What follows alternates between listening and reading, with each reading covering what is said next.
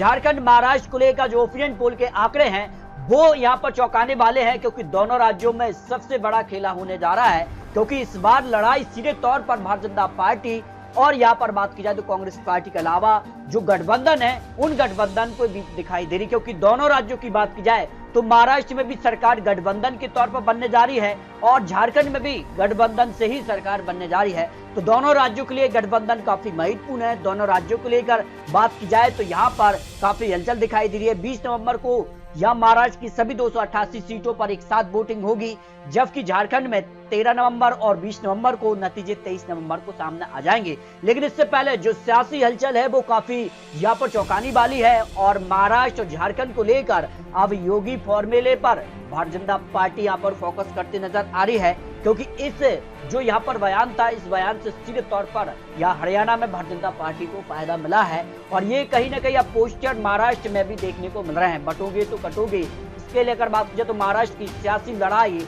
अब सीधे तौर पर मानी जा रही कि योगी फॉर्मूले पर भारतीय जनता पार्टी यहाँ पर जो है आगे बढ़ रही है चुनाव को लेकर। क्योंकि सीट शेयरिंग भी लगभग पूरा हो चुका है। बीजेपी सबसे ज्यादा यानी 155 सीटों पर चुनाव लड़ेगी। महायुति एनडीए को लेकर जो सीट शेयरिंग है, शिवसेना शिंदे गुट यहाँ पर 78 सीटें, एनसीपी अजित गुट को 55 सीटें यहाँ पर चुनाव के लिए मिलने जा रही है। जबकि महाविकास आघाड़ी में भी सीट शेयरिंग लगभग पूरा हो चुका है। कांग्रेस सबसे ज्यादा 100 से 110 सीट, शिवसेना उद्धव गुट भी यहाँ पर 100 से 110 सीट, एनसीपी शरद पवार 80 से 85 सीटें। कुछ छोटे दल भी यहाँ पर शामिल हो सकते हैं, क्योंकि बड़ा पैच मुंबई की 36 सीटों को लेकर था जो कि यहाँ पर लगभग पूरा हो चुका है, जिसमें शिवसेना उद्धव गुट 18 तो कांग्रेस 14 सीटों पर चुनाव लड़ेगी, एनसीपी शरद पवार 2 सीटें और आम आदमी पार्टी को 1 सीट, एक समाजवादी पार्टी को भी मुंबई की सीटों में से सीट मिल सकती है। यानी सीधे तौर पर बात की जाए तो काफी हलचल दिखाई दे रही है। क्योंकि लोकसभा चुनाव में जहां बड़ा उलटफेर देखने को मिला था, लेकिन विधानसभा चुनाव में यहाँ पर महायुति बड़ा खेला करने जा रही है, जो आंकड़े यहाँ पर दिखाई दे रहे। क्योंकि महाविकास आघाड़ी ने 151 सीटों पर बढ़त हासिल की थी लोकसभा चुनाव दौरान, महायुति को 127 सीटों पर बढ़त हासिल हुई थी, जिसमें भारतीय जनता पार्टी लोकसभा चुनाव में सबसे ज्यादा 83 सीटों पर बढ़त हासिल करने में सफल रही थी। और इसी फॉर्मूले पर भारतीय जनता पार्टी सबसे ज्यादा सीटों पर यहाँ पर विधानसभा चुनाव लड़ने जा रही है। जबकि झारखंड को लेकर भी एनडीए में यहाँ पर जो है सीट शेयरिंग हो चुकी है और भारतीय जनता पार्टी ने अपनी पहली उम्मीदवारों की लिस्ट भी यहाँ पर जारी कर दिया है। जबकि इंडिया गठबंधन में कांग्रेस जेएमएम 70 सीटों पर, आरजेडी और वाम दलों को 11 सीटें यहाँ पर जो है गठबंधन में मिलने जा रही हैं।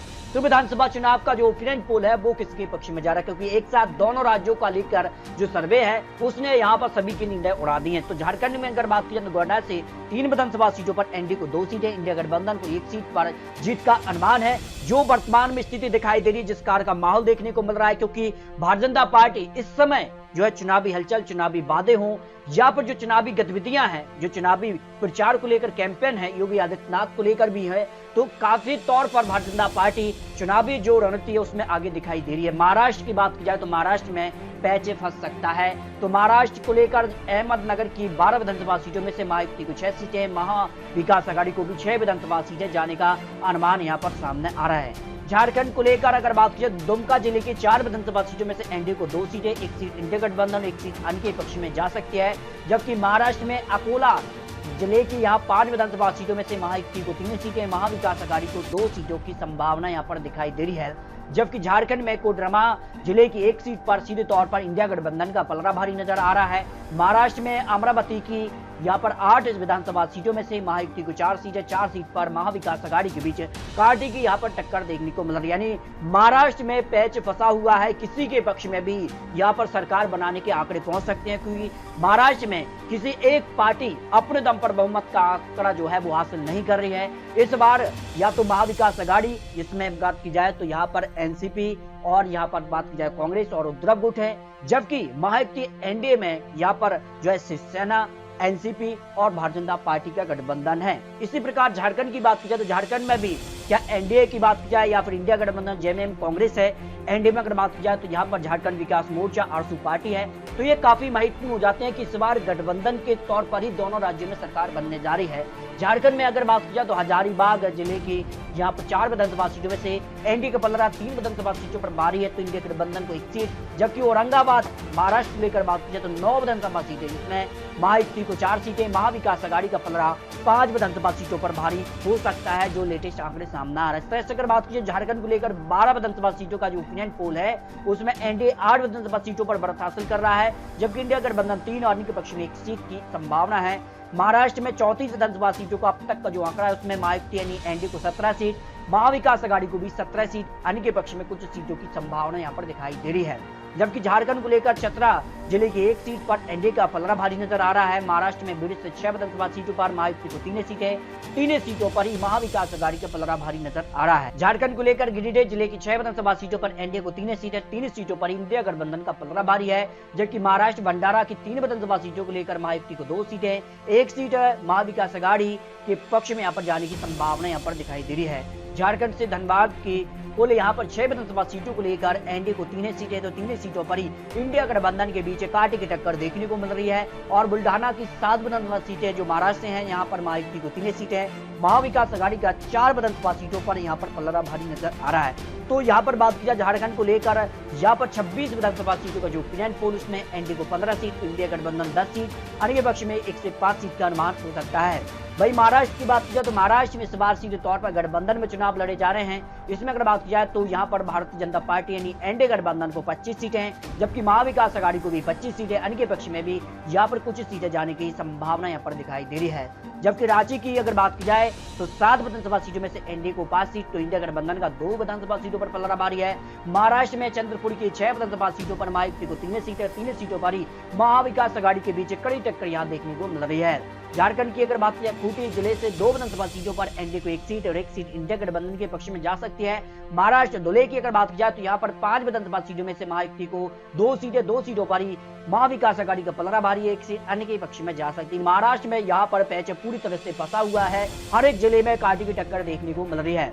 जबकि झारखंड को लेकर बात की जाए तो यहाँ पर लेहदगा की 1 सीट पर एनडीए का पलड़ा यहाँ पर भारी नजर आ रहा है, जबकि महाराष्ट्र से गढ़चिरौली की 3 में से यहाँ पर महाविकास आघाड़ी को 1 सीट महायुति को और 1 सीट अन्य के पक्ष में जाने की संभावना यहाँ पर दिखाई दे रही है। अगर बात की जाए झारखंड को लेकर बोकारो की यहाँ पर 4 विधानसभा सीटों में से एनडीए को 3 सीटें, 1 सीट यहाँ पर इंडिया गठबंधन के पक्ष में जा सकती है, जबकि महाराष्ट्र से हिंगोली की 3 विधानसभा सीटों पर महायुति को 2 सीटें, 1 सीट महाविकास आघाड़ी के पक्ष में जाने की संभावना यहाँ पर दिखाई दे रही है। झारखंड को लेकर देवघर की 4 विधानसभा सीटों में से एनडीए को 2 सीटें और 2 सीटों पर ही इंडिया गठबंधन के बीच कांटे की टक्कर यहाँ देखने को मिल रही है। जबकि महाराष्ट्र गोंदिया की 4 विधानसभा सीटों में से महायुति को 3 सीटें, 1 सीट महाविकास आघाड़ी और अन्य के पक्ष में 0 सीट की संभावना दिखाई दे रही है। यानी झारखंड को लेकर बात की जाए तो अब तक 44 सीट का जो ओपिनियन पोल इसमें एनडीए का पलड़ा यहाँ पर 27 विधानसभा सीट, तो इंडिया गठबंधन 16 सीट, अन्य के पक्ष में 1 से 4 सीट की संभावना दिखाई दे रही है।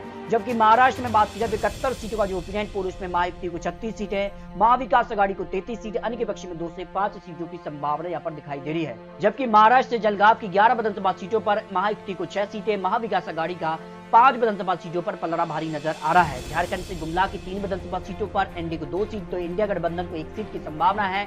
महाराष्ट्र में कोल्हापुर की 10 विधानसभा सीटों पर महायुति को 5 और 5 पर ही महाविकास आघाड़ी के बीच कड़ी टक्कर यानी देखने को मिल रही है। यानी महाराष्ट्र में हर एक जिले को लेकर चौंकाने वाले आंकड़े यहाँ पर दिखाई दे रहे हैं। झारखंड को लेकर बात की जाए जामताड़ा की 2 विधानसभा सीटों पर से दोनों सीटों पर एनडीए का पलड़ा भारी है, जबकि महाराष्ट्र से लातूर से 6 विधानसभा सीटों पर महायुति को 2 सीटें, महाविकास आघाड़ी का 3 सीट, 1 सीट अन्य के पक्ष में जाने की संभावना यहाँ पर दिखाई दे रही है। अगर बात की जाए झारखंड को लेकर तो लातेहार की 2 विधानसभा सीटों में से 1 सीट एनडीए और 1 सीट इंडिया गठबंधन के पक्ष में जा सकती है। वही महाराष्ट्र सबसे महत्वपूर्ण मुंबई की 10 विधानसभा सीटों पर महायुति को 4 सीटें, महाविकास आघाड़ी का यहाँ पर भारी नजर आ रहा है पलड़ा, क्योंकि 6 विधानसभा सीटों पर यहाँ पर जीत की संभावना यहाँ पर दिखाई दे रही है। अगर बात की झारखंड को लेकर पाकुड़ की 3 विधानसभा सीटों में से 2 सीट पर एनडीए और 1 सीट इंडिया गठबंधन के पक्ष में जा सकती है। महाराष्ट्र सिटी की बात की जाए तो यहाँ मुंबई की 26 विधानसभा सीटें जो कि निर्णायक होती है महाराष्ट्र है की सरकार बनाने के लिए, यहाँ पर महायुति का 15 सीटों पर पलड़ा भारी है और महाविकास आघाड़ी 10 सीट, 1 सीट अन्य के पक्ष में जाने की संभावना यहाँ पर दिखाई दे रही है। जबकि झारखंड को लेकर पलामू की 5 विधानसभा सीटों में से एनडीए को 3 सीटें, इंडिया गठबंधन को 2 सीटें और अगर बात की महाराष्ट्र में नागपुर भी महत्वपूर्ण हो जाता है, 10 विधानसभा सीटें यहाँ पर जो है महायुति एनडीए को 6 सीटें और महाविकास आघाड़ी का 4 सीटों पर पलड़ा यहाँ पर भारी नजर आ रहा है। झारखंड को लेकर रामगढ़ की 2 विधानसभा सीटों में से एक सीट एनडीए और एक सीट इंडिया गठबंधन के पक्ष में जा सकती है और महाराष्ट्र से नांदेड़ से 9 विधानसभा सीटें आती हैं। और यहाँ पर बात की जाए तो महायुति की 4 सीटें, महाविकास आघाड़ी को 5 सीटों की संभावना यहाँ पर दिखाई दे रही है। सिमडेगा की 2 विधानसभा सीटों की बात की जाए तो दोनों सीटों पर सीधे तौर पर बात की जाए तो एनडीए का पलड़ा भारी नजर आ रहा है, जबकि महाराष्ट्र से पालघर की 6 विधानसभा सीटों की बात की जाए तो महायुति को 2 सीटें और महाविकास आघाड़ी का 3 सीटों पर पलड़ा भारी है। अन्य के पक्ष में 1 सीट की संभावना यहाँ पर दिखाई दे रही है।